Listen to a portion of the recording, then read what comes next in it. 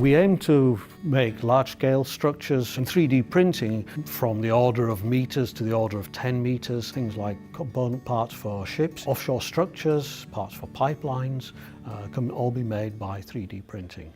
So it depends on the requirements of the industry. To date, most of the effort has been on the process itself, but very little attention has been paid to the properties that come out of that, other than on a trial and error approach. Now, on small scale, trial and error is feasible. On a large scale, it's too costly. Another difference with the large scale is the internal structure of the metal is very different than on a small scale. And we need to be able to control that, otherwise we get wildly different properties in different directions through the material. So our innovation is to look at it from the materials point of view rather than from the process point of view.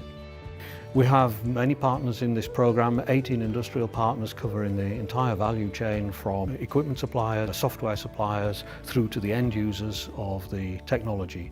RAMLab is, of course, a very important partner in this program because they will actually be making a lot of the components that we'll analyse. With Perspectief, we get the chance to integrate our research. It requires a lot of knowledge on material structure, temperature, behaviour, stress behaviour in a material, how to design a component and how to control the processes.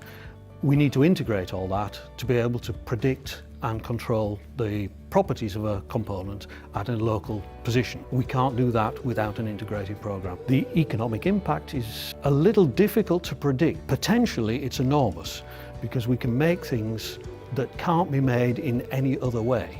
So it gives us new opportunities. What we hope to do in this program is to set the basis that people can use for future development.